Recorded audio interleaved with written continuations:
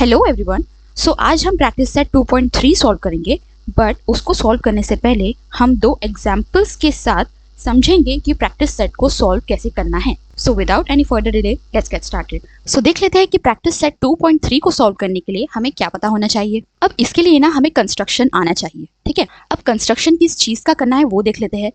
To draw a line parallel to the given line. अब हमें एक लाइन गिवन होगी, हमें उसके ही जस्ट पैरेलल पे एक लाइन ड्रॉ करनी है। अब इतनी सिंपल सी चीज करने के लिए भी 2-3 मेथड्स दिए हुए हैं, तो वो हम सीखेंगे और फिर प्रैक्टिस सेट 2.3 को सॉल्व करेंगे, ठीक है।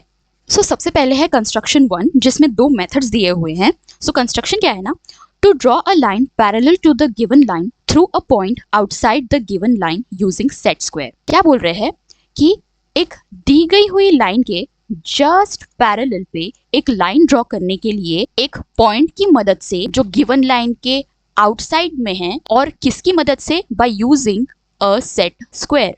अब ये सेट स्क्वायर क्या होते हैं, ज्योमेट्री बॉक्स में 2 ट्रायंगुलर हमें स्केल्स दी हुई होती है, एक ऐसी होती है और एक ऐसी होती है। हमें मैथमेटिक्स में इसका ज़्यादा यूज़ तो नहीं पड़ता है, कभी कभी पड़ जाता है। बेसिकली ये 2 स्केल्स ना टेक्निकल ड्राइंग्स में यूज़ होती है, क्योंकि इसमें बने बनाए एंगल्स होते हैं।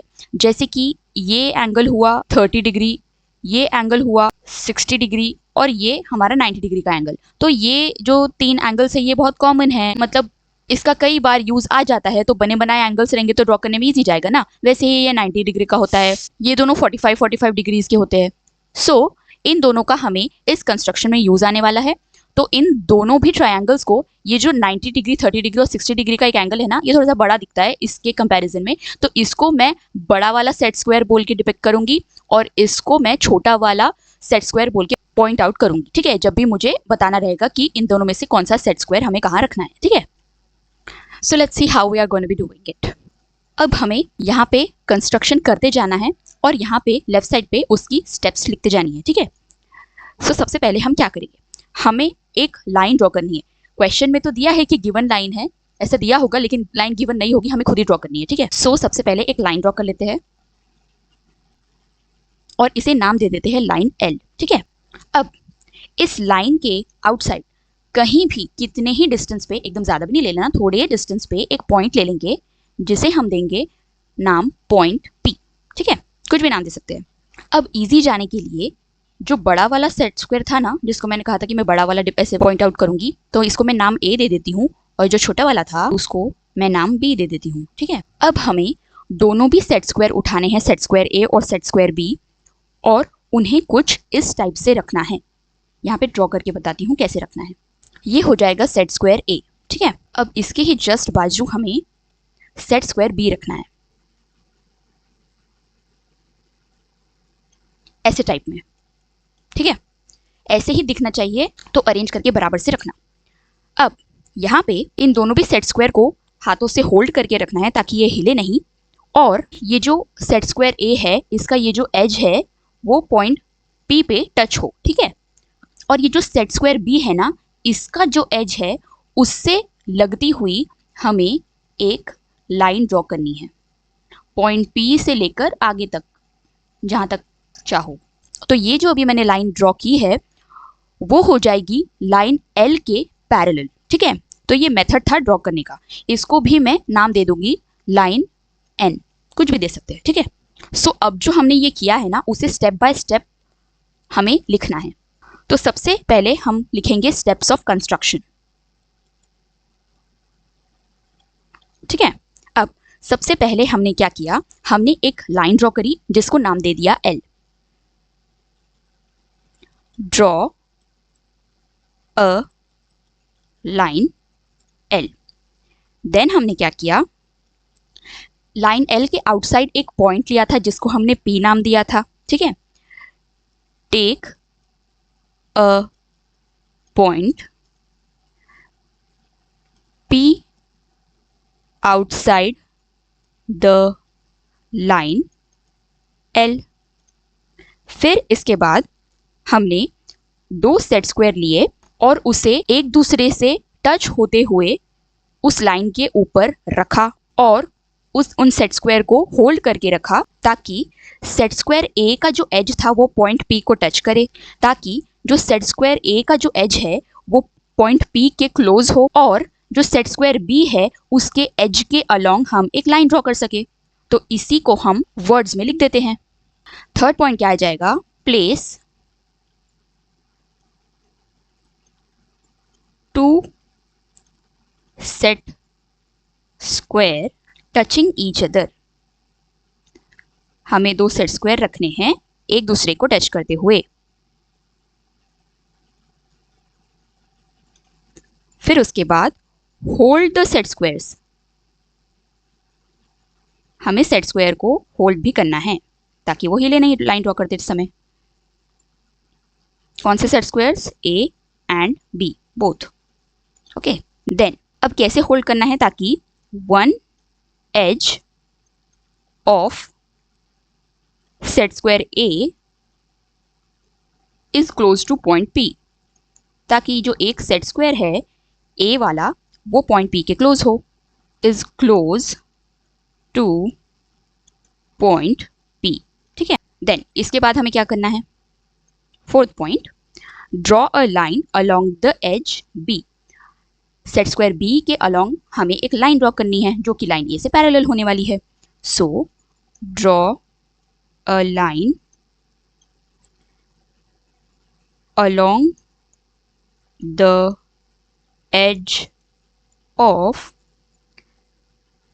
शॉर्ट फॉर्म में एस लिख दे रही हूँ सेट स्क्वायर को, सेट स्क्वायर बी। ठीक है, देन अब लाइन ड्रॉ करने के बाद हमने उसे एन नाम दिया ना, तो वो भी लिख देंगे। नेम द लाइन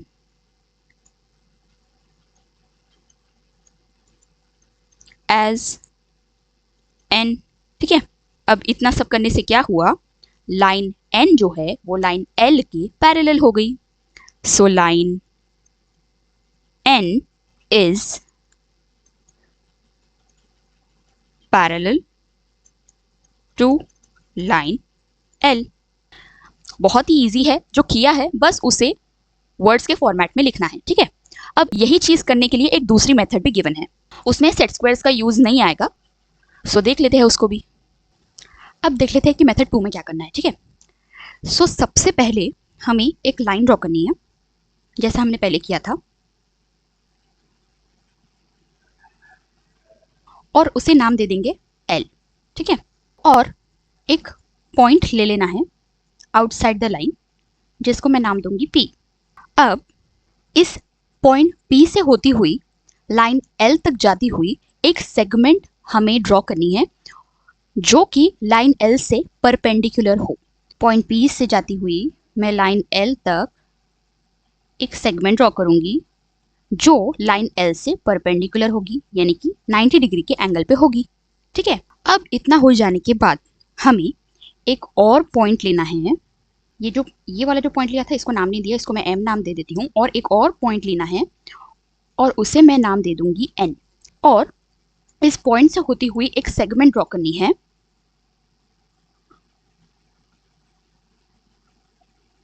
ताकि ये भी सेगमेंट पी एम की तरह लाइन एल से परपेंडिकुलर हो। और इस पॉइंट और ये जहां तक मैंने ड्रॉ करी है उसको नाम दे देती हूँ क्यू। अब ये जो सेगमेंट पी एम है और सेगमेंट क्यू एन है, इन दोनों का जो लेंथ है ना वो सेम होना चाहिए। तो थोड़ा स्केल यूज करके, प्रोटेक्टर यूज करके, ये 90 डिग्री के एंगल पर ये जो लेंथ है इससे सेम होनी चाहिए, तो मेजरमेंट लेके करना। ठीक है, अब ये दो जो हमें पॉइंट पी और पॉइंट क्यू मिले हैं लाइन एल से कुछ दूरी पर, इससे होती हुई हमें एक लाइन ड्रॉ कर लेनी है जो कि लाइन एल से पैरेलल होने वाली है। इसको भी कुछ नाम दे देते हैं, सपोज ओ दे देते हैं, लाइन ओ। ठीक है, तो मिल गई हमारी पैरेलल लाइन जो एक सर्टेन डिस्टेंस पे लाइन एल से हमने ड्रॉ की है कुछ स्टेप्स फॉलो करके। अब ये जो स्टेप्स फॉलो किए हैं उन्हें हम वर्ड के फॉर्मेट में लिख देते हैं। सो सबसे पहले हमने क्या किया, सबसे पहले लिखेंगे steps of construction. So first step क्या थी, draw a line L and take a point P outside the line L. Draw a line L, then take a point P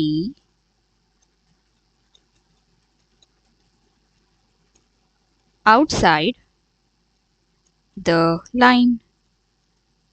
फिर उसके बाद क्या किया, हमने एक सेगमेंट ड्रॉ करी PM जो परपेंडिकुलर थी लाइन L के। So draw a segment PM perpendicular to line L। फिर उसके बाद हमने क्या किया, एक दूसरा पॉइंट लिया, पॉइंट N लाइन L के ऊपर। Take another point N on line L, ठीक है। फिर उसके बाद क्या किया, एक सेगमेंट ड्रॉ करी NQ जो कि परपेंडिकुलर थी लाइन L के। Draw a segment NQ perpendicular to लिखने की जरूरत नहीं है, ये साइन का मतलब ही परपेंडिकुलर टू है, परपेंडिकुलर टू लाइन L, ताकि लेंथ ऑफ सेगमेंट PM और length of segment QN equal हो, ठीक है। मेजरमेंट लेके करना, जो PM का मेजरमेंट है सपोज ये 3 सेंटीमीटर है तो इसको भी 3 सेंटीमीटर दूर तक ही ड्रॉ करना और वहां पे पॉइंट Q ले लेना, ठीक है। सच दैट मतलब ताकि length of NQ is equal to length of PM। Then फिर लास्टली हमने क्या किया, ये दो जो पॉइंट्स हमें आउटसाइड द लाइन L मिले थे उन दोनों से पास होती हुई एक लाइन ड्रॉ करी जिसको नाम O दे दिया और वो लाइन L के पैरेलल थी। सो draw a line O passing through point P and point Q और लास्टली लिख देंगे conclusion, line O is parallel to line L, जो कि हमें चाहिए था, ठीक है। ये जो लास्ट पॉइंट है ना, ये टेक्स्ट बुक में नहीं दिया है, थोड़ा इजी करने के लिए मैंने थोड़े चेंजेस करके इस पॉइंट को लिखा है, ये ज़्यादा सही लग रहा है इसलिए। सो अगर टेक्स्ट बुक के लाइन टू लाइन अगर ये स्टेप्स मैच ना कर रही हो तो ऐसा नहीं समझना है कि कुछ अलग बता दिया है, सेम चीज़ है, बस लिखने का तरीका अलग है, ठीक है। सो यहाँ तक हमने कंस्ट्रक्शन का फर्स्ट पार्ट कवर कर लिया है, सेकेंड पार्ट बाकी है, वो हम नेक्स्ट वीडियो में कवर करेंगे और प्रैक्टिस सेट 2.3 को सॉल्व करेंगे। Till then, thank you so much for watching this video and I really appreciate for giving me a chance. Thank you so much.